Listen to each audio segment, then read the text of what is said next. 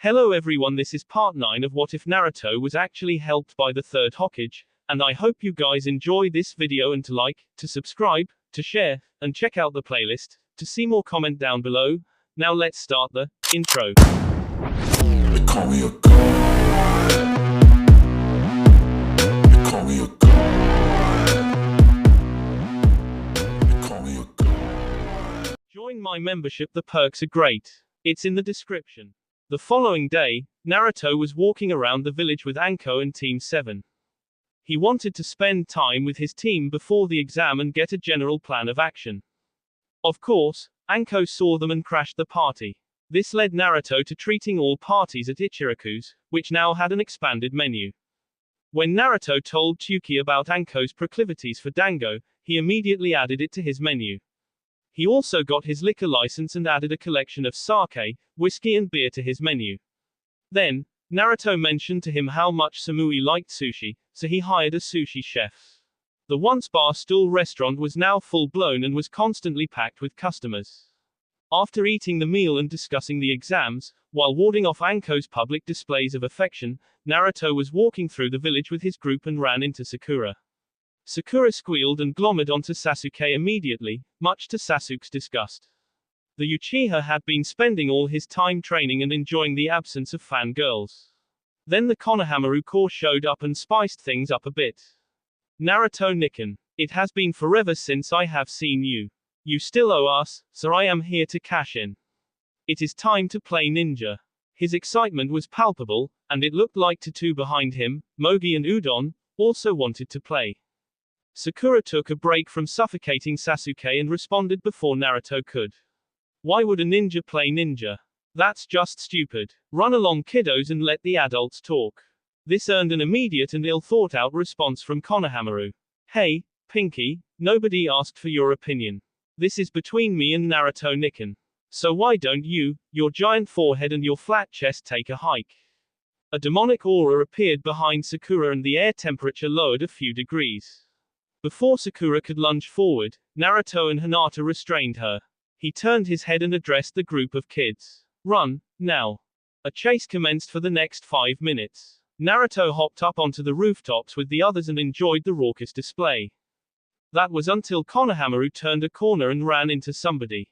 A second later, Naruto heard him squeal for help. Naruto dashed to a nearby roof and took in the scene. Konohamaru was being held up by a boy wearing makeup in cat pajamas that had a wrapped bundle on his back. Next to him was a beautiful kunoichi with sandy blonde hair and her hair done up in 4 buns. She carried a big metal bundle with her. Naruto also sensed an ominous presence in a tree across the road, but he would worry about that later. Naruto used a burst of speed to appear behind Kankuro and he had Storm's Edge pressed against the boy's back with one hand. His other hand pressed a kunai to Temari's throat. Anko had also appeared behind the sand kunoichi and was placing her ample assets against her back while holding a kunai to the other side of her throat. Both sand ninjas were startled by the sudden presence of the two powerful shinobi. Sakura, Sasuke, Hinata, Udon and Mogi had just rounded the corner to witness the scene. I would suggest you let the kid go. Konohamaru, if you're okay, apologize to these people and go join my team. Yes, boss, I'm fine. I really am sorry about bumping into you, Mr., or is it Mrs.? The innocent confusion broke the tension and all Konoha shinobi started laughing. Temari was snickering, despite the kunais to her neck. Kankuro was furious but he knew he was outmatched. He released the kid and screamed at him. I am a man. This is battle paint, Kami damn it. Another round of laughter greeted the outburst. Naruto withdrew his weapons and said in a playful voice. Can't blame the kid. It's not every day you see a boy wearing his sister's makeup and wearing a costume. The public shaming of Kankuro was now too much.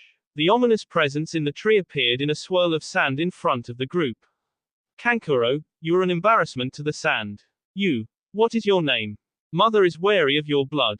Naruto knew he was talking about him. Q informed him about his brother Shukaku contaminating this boy.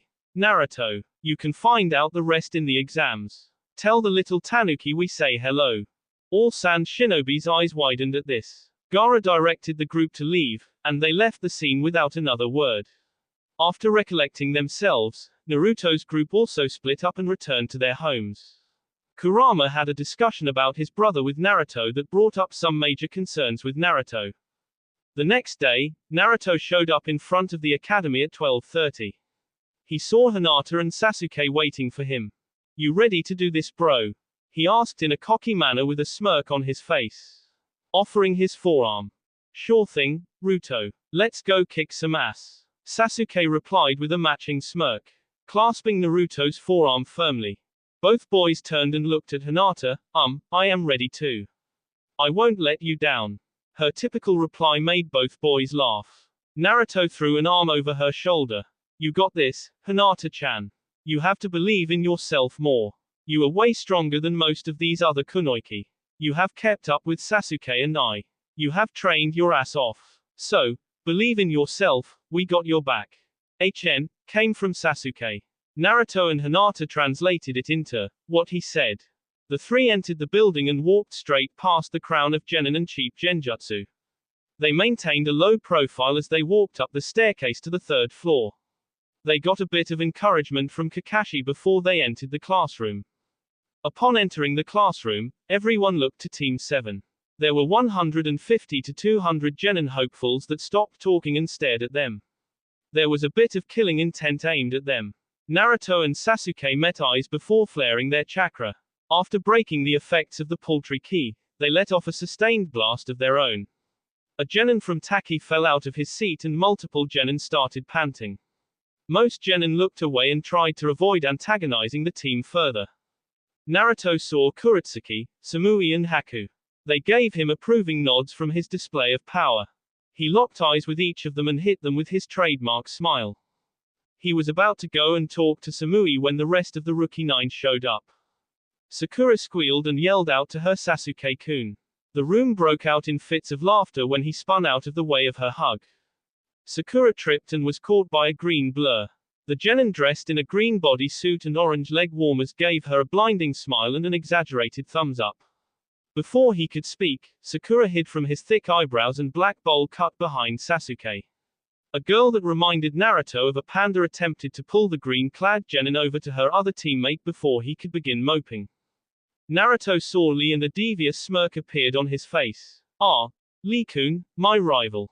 Care to answer my challenge for these exams? An exuberant Lee broke out of Ten's grasp and sprang over to Naruto, then gave him a thumbs up, complete with a wink and smile. Of course, Naruto-kun, you are one of my eternal rivals. What is your challenge, my friend? Whoever gets further in the exams wins. The loser must do whatever the winner says for a whole month, within reason, of course.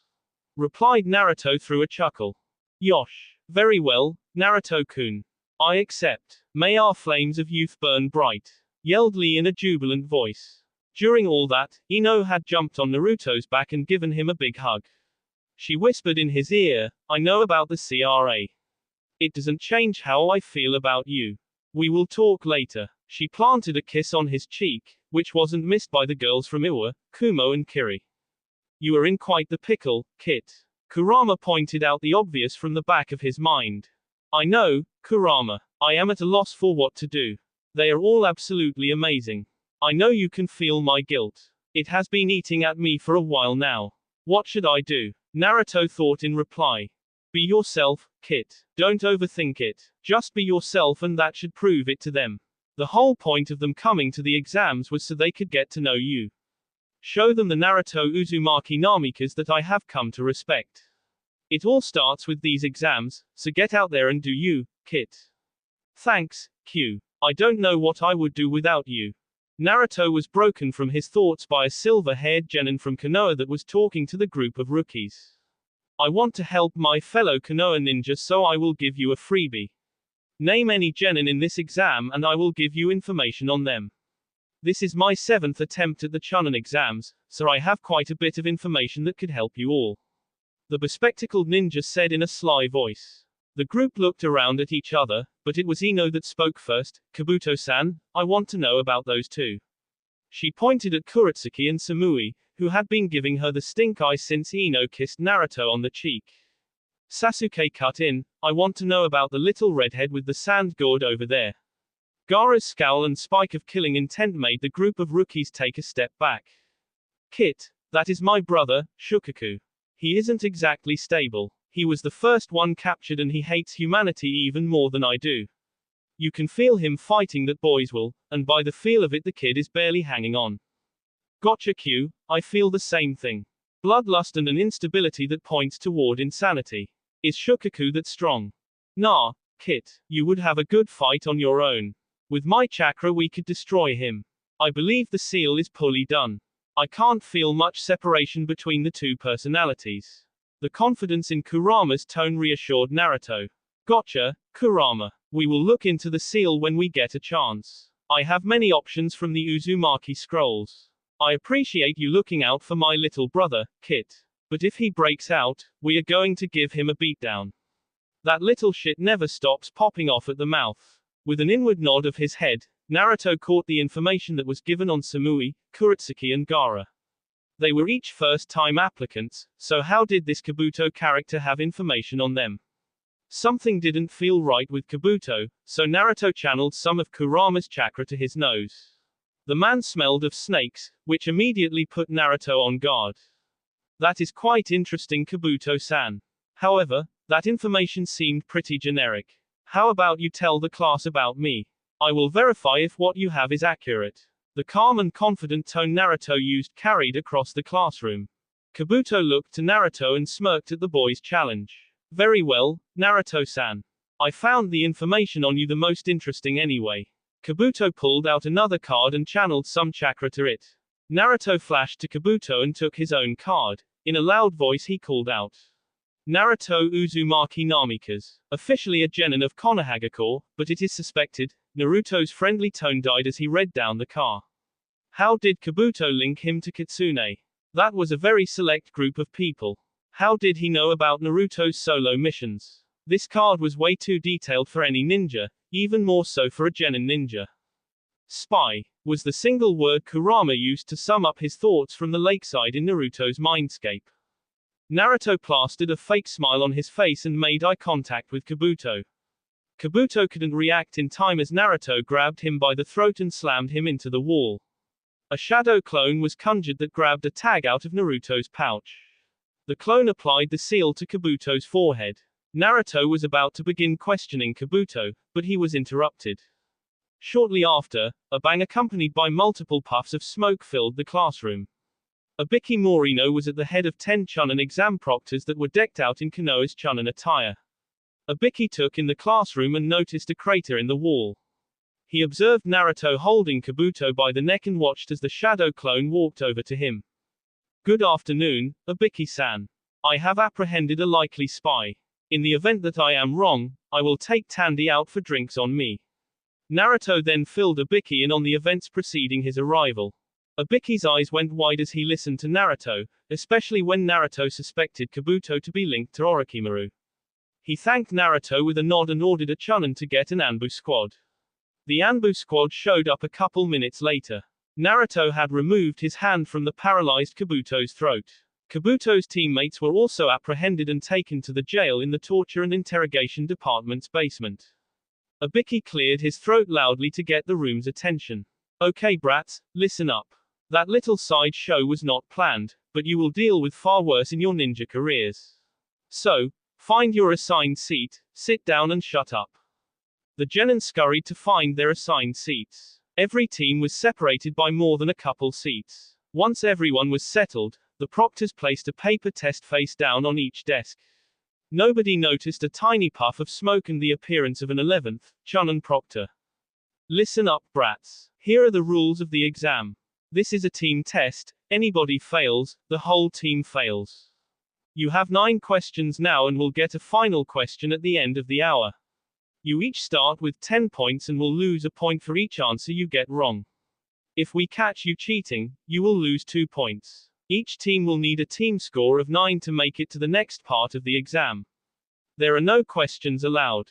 Throughout Abiki's whole explanation, he was flaring killing intent at the class. Most genin could be seen sweating or shaking a bit. Now, are there any questions? An older genin of Konoha raised his hand and started to ask a question. Abiki cut him off. Applicant 154 and his team fail. Please leave my room. The boy continued his rambling protest the whole way out of the room. Once they left the room, Ibiki began the exam. This part proceeds much like the canon, so I, the god and author of this Narutoverse, will not write it out except for a few key details. Naruto answered a couple of the questions on his own but knew the point of this exam was information gathering.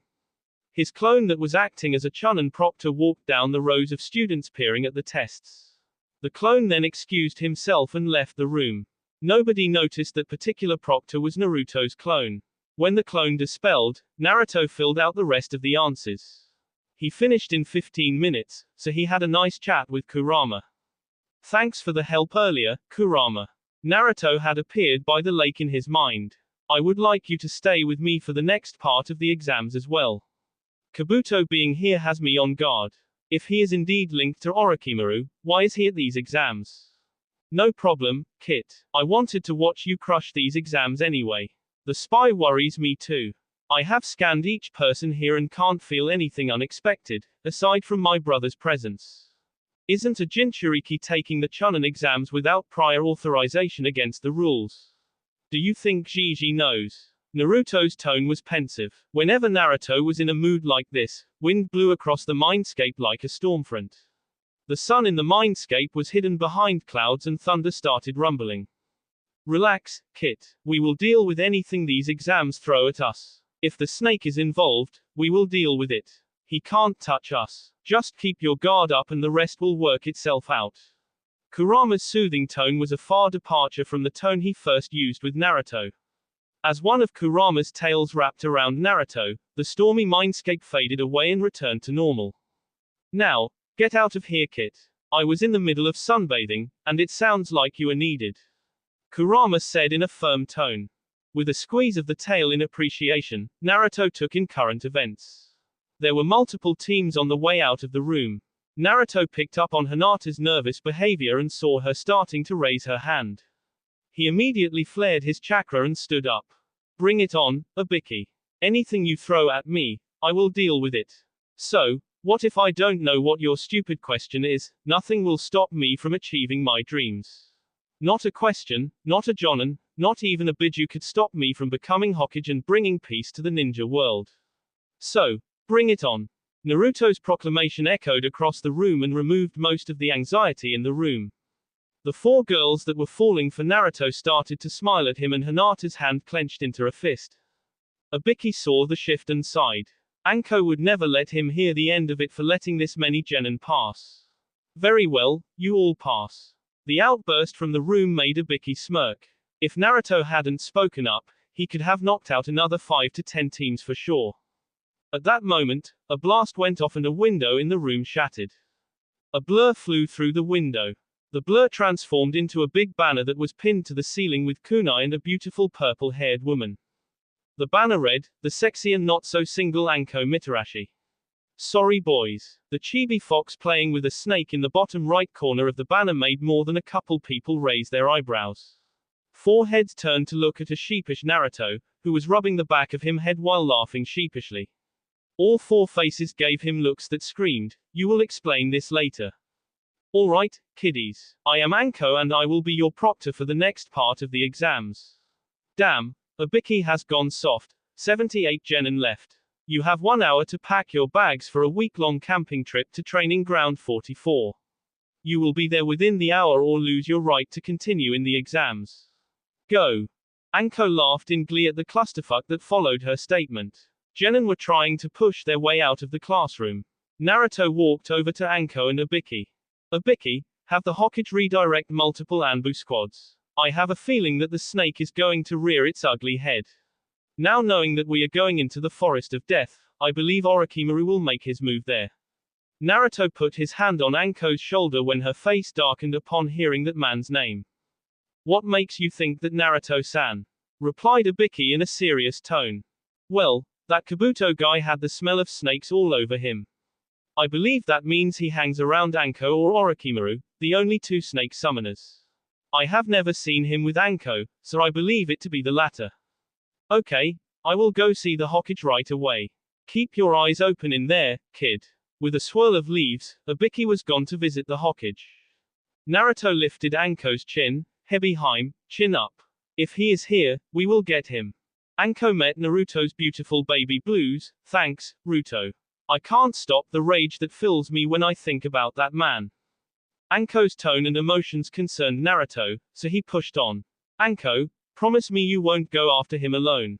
I won't tell you not to try, but do not do it alone. I am always here for you. Anko took the three-pronged kunai that Naruto was holding out. Fine, Ruto. If I find him, I will call you. Now, let's go to the playground. She gave Naruto a passionate kiss before they both jumped out the previously broken window. 72 genin were gathered in front of the flimsy fence that contained the monstrosities of the ominous forest. They had split up into groups, with the Rookie 9 talking to the Kumo team. It was Ino that cut through the polite introductions. How do you know Ruto-kun? Her tone was not the normal warm and playful Ino. It was cold and calculating. Her eyes locked with Samui. The rest of the rookies looked awkwardly at Ino. Samui replied coolly, with a hint of challenge in her voice. Ruto and I are good friends now. We may soon be betrothed though. What's it to you? Ino was taken aback. Betrothed? What had Naruto been up to? She knew about the CRA, but for him to be engaged to a kunoichi from another village caught her off guard. What do you mean, betrothed? Why would Ruto marry someone from another village, especially Kumo? Samui gave her a shrug of annoyance in response. It's a secret. Ask him if you need to know. If we are just going to talk about my personal life, I would rather not. It was cool to meet you all, see you around. She directed her team away from the group of Konoha ninja and sighed. She knew things with Naruto wouldn't be normal or easy, but this was a lot to take in. By her count, there were 4 others that she noticed. She guessed that Naruto was just too nice to tell any pretty girl no. She would talk to him about it later. Naruto showed up with Anko just as time was up. He walked over to his team and gave a fist bump to Sasuke. He stayed with his team as Anko gave her spiel. Alright, kiddies. This here is my playground, the Forest of Death.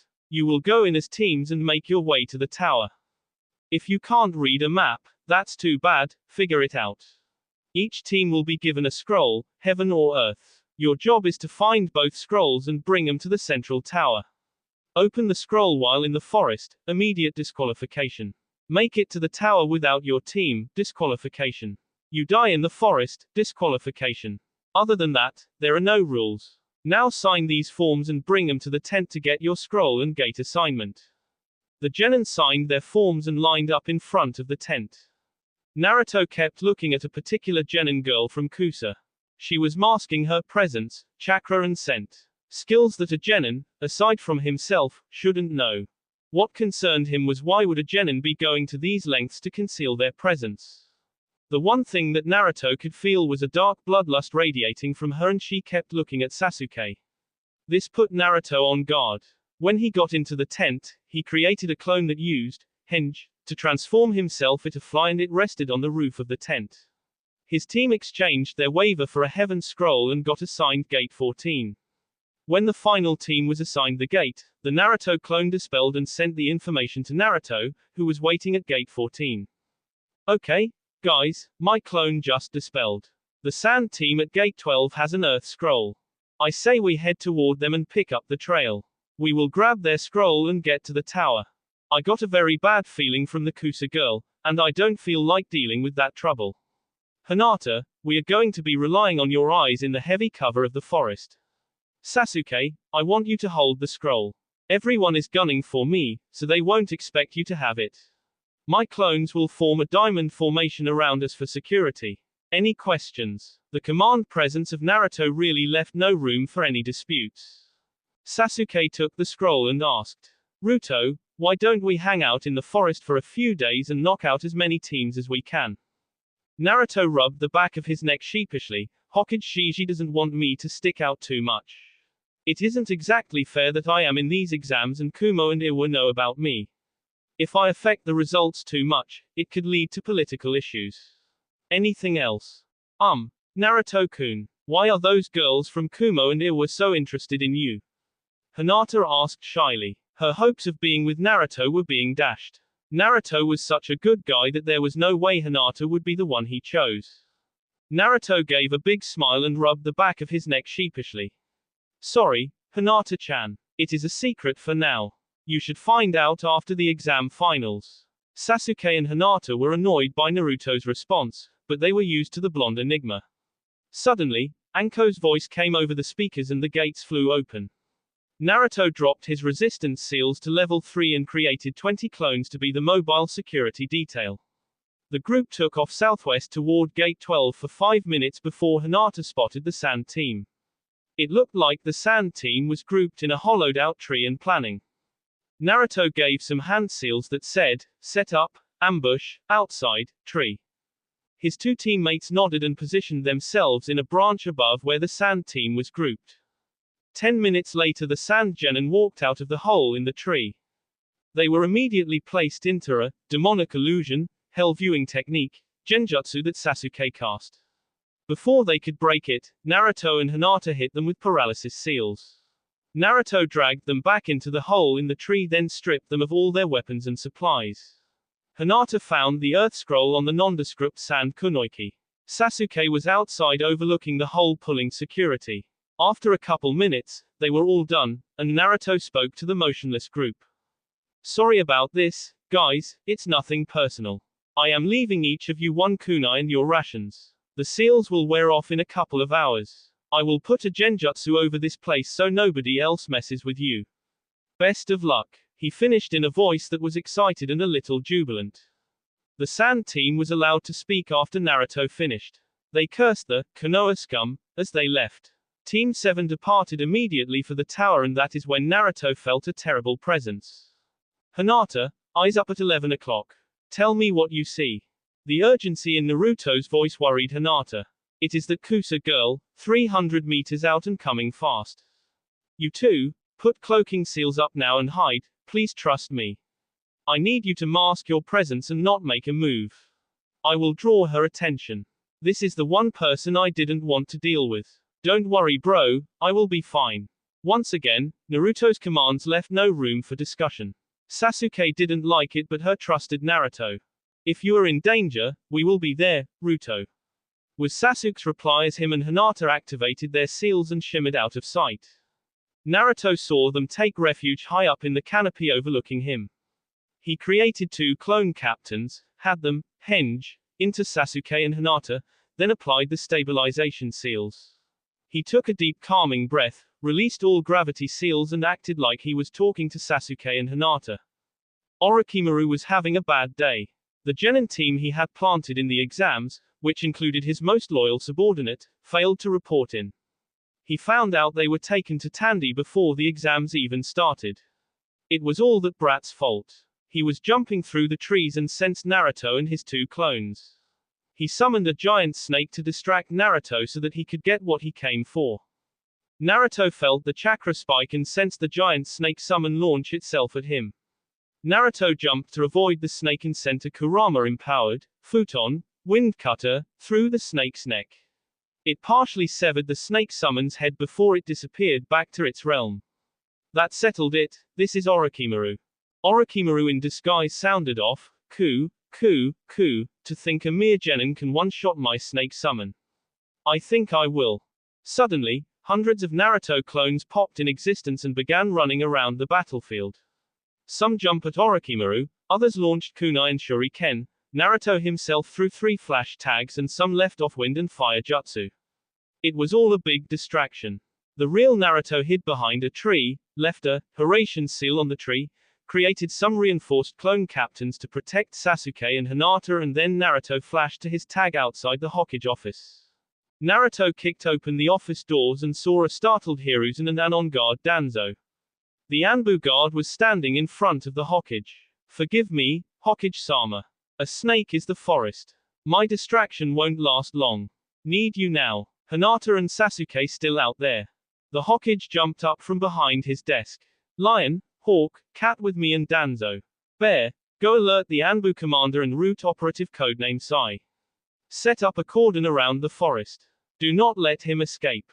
Hiruzen formed some hand signs and appeared in his battle armor. Danzo simply nodded at his commands. Sai will be in room 212 of the Hokage Tower. Tell him it is an order from me. The Hokage, Danzo, Lion, Hawk and Cat each grabbed onto Naruto. The room was filled with a brilliant yellow flash, then emptiness. The 6 shinobi appeared among an ongoing melee. It seems Orochimaru had yet to deal with all of the Naruto clones. There were 10 or so clones left, still putting up a fight while guarding the fake Hinata and Sasuke. The Hokage, Danzo, Lion and Cat surrounded Orochimaru. Well, if it isn't my prodigal student. What brings you out to these woods, Orochimaru? Hiruzen addressed his student in a taunting voice. Ku.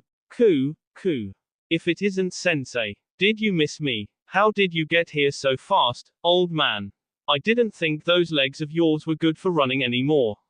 Orochimaru's voice masked his hesitation. He didn't know for sure if he could beat his sensei, let alone his sensei and 3 other high-level shinobi. He tore off the face he was wearing and grew back to his hideous original form. Give up and come quietly, Orochimaru. We have much to discuss. Orochimaru ignored Hiruzen's response and looked at Danzo. My Danzo. Don't you look like a new man? Are you taking orders from the old geezer now? Danzo grunted at this but prepared himself. He saw Lion and Cat going through hand signs. Moments later, condensed shots of fire and water collided with Orochimaru's position. A collapsing heap of mud was left in its place. The group saw Orochimaru jumping through the canopy and gave chase. Naruto grabbed Hawk, better known to the reader as Shisui, and took him to where Hinata and Sasuke were hidden after the group chased off Hiruzen. He could hear explosions and fighting getting further and further away. He hoped his Gramps, instructor and fellow Anbu could handle Orochimaru. Naruto called out the all clear to Hinata and Sasuke. Sasuke opened up in a spastic tone. Ruto, what the hell was that? That man fought off over 100 of your clones. I mean, look at the forest. Sasuke pointed to a destroyed section of forest that spanned about 100 square meters. Broken trees lay on top of other broken trees, their canopies creating a world of chaos on the ground level. Fires could be seen burning brightly with smoke billowing up into the thick jungle canopy. Hawk took this opportunity to throw some water jutsu at the fires and put them out. Then he spoke. Naruto-san, I am not allowed to help you in this exam, however, I will observe you until you get to the Hokage Tower. Good luck. Hawk used Shunshin and took up an observational position over Team 7. Sasuke, that was Orochimaru. Don't know why he was here. Right now, I don't care either. We are moving to the central tower at full speed. We should be safe from the snake there. Hinata, eyes up please. We still have about 8 clicks to go before we get to the tower. Hinata nodded and activated her Byakugan. The group took off at a quick pace and traveled about 4 kilometers before anything interesting happened. The group heard a feminine scream ring out and it sounded close. Naruto inclined his head to Hinata. Get a situation report. There is a Kusa girl being attacked by a bear. It seems like her 2 teammates are dead. The bear is closing in on her. Hinata pointed in the direction and Team 7 sprinted off. Team 7 watched as a bear was charging a red-headed girl with glasses, who was trying to limp away. Naruto used Shunshin to get in front of the bear and hit it with a futon. Great breakthrough. The bear went flying, quite literally, into the distance where a loud crack sounded. Naruto turned around to the scared redhead, still holding the bird seal. He smiled at her and held up his hands in a disarming gesture. Hi, I am Naruto Uzumaki Namikaze. I am not going to hurt you. It looks like Titan got you a little bit. Would you like me to heal you? The girl stuttered out, are you really an Uzumaki? I thought they were all dead. Naruto nodded as his hand glowed green. Yup. My mom was Kushina Uzumaki, last princess of Whirlpool. The girl's jaw dropped. She couldn't believe she found a living family member. Not to mention, her first cousin. I am Karen Yu Uzumaki, daughter of Krishna Uzumaki, your mom's younger sister. Now it was Naruto's turn to be stunned.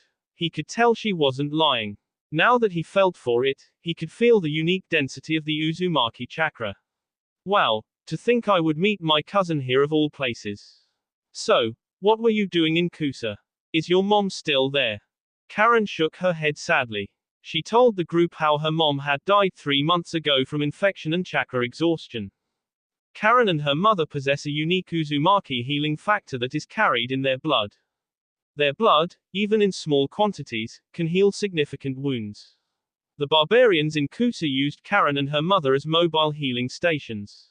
Karen lifted the sleeve of her shinobi jacket and showed Team 7 the bite marks that covered her forearm. Sasuke and Hinata were pissed, but they had to put comforting hands onto Naruto's shoulder. He was visibly shaking in a fit of rage and blood was leaking out from his clenched fists. Karen, do you wish to return to Kusa? Naruto's voice was distorted because he was fighting the influence of Kurama's chakra and it came through gritted teeth. The girl shook her head violently in the negative. Okay then, I am going to have you live with me. I cannot leave a fellow Uzumaki out to dry. I am going to take you to my house while I think of the best way to handle this. Please take my hand and try not to throw up. Karen was confused by the last part but decided to trust her cousin. She took Naruto's hand and then felt her world spin. When she reopened her eyes, she was woozy, but able to hold her nausea down. She looked around to see Naruto's bedroom. There was a queen-sized bed covered in orange sheets. A painting of a fox hung over the desk in his room, which was littered with scrolls. All right, Karen-chan. You will be safe here. I will leave a clone with you to explain things to Tsunade and Tsubaki. I have to get back to my team now. Yar-na. With a wave and a yellow flash, Naruto was gone, leaving a stunned Karen and a Naruto clone to help get her cleaned up and show her around the house. Naruto arrived back in the forest where he had left his kunai a couple minutes after he had left. Hinata and Sasuke had taken up positions around the kunai and were talking about Naruto and the way crazy stuff always happens when he is around. They didn't even bother to look sheepish when Naruto chimed into the conversations saying it wasn't his fault. Sasuke answered that statement with an HNNNNN, and Hinata rolled her eyes. The Hyuga equivalent of an exaggerated, yay, right. The group made it to the tower without further incidents. Upon entering the tower, Team 7 saw a massive riddle written on the far wall that basically instructed them to open both scrolls simultaneously. They threw both scrolls on the ground at 8:16 p.m. All in all, it was a long 5 hours in the forest of death, but at least they didn't have to spend the night out there. As the scrolls rolled open, a big puff of smoke followed. Out of the smoke came Kakashi and his orange book. Well done, guys. You finished that faster than expected. Anything interesting happen? Kakashi asked in a bored tone, yet the lone I took in the three Genin's appearance. Well, Sensei, the test was easy enough, but we did run into Orochimaru. Naruto let that hang in the air. He wasn't disappointed by Kakashi's reaction. The lone eye opened wide as it looked to the other two Genin for confirmation. Sasuke gave a frustrated nod. He was still brooding over the fact that he hid the whole time and let Naruto handle it. Hinata nodded as she looked down to Kakashi's feet. She was glad they made it out unharmed. She had no delusions of her chances against a Sannin. Well then, I am glad you're all okay. Did he say why he was after you? He asked with a tone of incredulity. Nope. I flashed to the Hokage tower and brought him to battle the snake. Speaking of, is Hokage-sama here? I want to know if they were able to kill or capture Orochimaru. Dunno, I will have to go check. You should all go claim a room. Konoha teams have the 3rd and 4th floors. Cafeteria is on the 2nd floor. I will talk to you all tomorrow. Yar-na. With a wave and a swirl of leaves, Kakashi was gone. Team 7 grabbed a bite and headed to their room for the night. Sasuke sat and brooded for a bit before strolling over to Naruto and reading the book over his shoulder. He couldn't make heads nor tails of the advanced Fuinjutsu book Naruto was reading. Naruto, is Fuinjutsu something I could learn? He asked in a hopeful tone. Sure thing, Sasuke. It, however, is an art that takes a long time to master and a longer time to learn how to use it in battle. Take the intro book for now, and if you are interested in learning more, I will teach you after the Chunin exams. Replied Naruto in an aloof tone as he pulled out a big scroll and extracted a fairly thick book from it. Quick tip, the basics are the most important. You can never forget the fundamentals in Fuinjutsu. With that, he handed the book to Sasuke. Thanks, bro. I will give it a shot. What level are you on? 10. I was stuck on 8 until I went to Azuchiogakure before we graduated. Jiraiya only had the material to get to level 8. Why do you ask? Just wondering how far along you were and how long it took to get there. Sasuke said, and Naruto could pick up on the hopeful tone. Well, brother, I have been doing fuinjutsu since I was 4, I think. It is a long road. When you are ready, I will teach you the shadow clone jutsu to help speed up your training. Although you would only to make a single clone with your chakra reserves right now. Now Sasuke was excited. He had wanted to learn the shadow clone jutsu.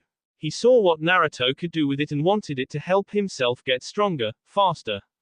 With a thank you, Sasuke went to his bed and dug into Inro Fuinjutsu by Mito Uzumaki.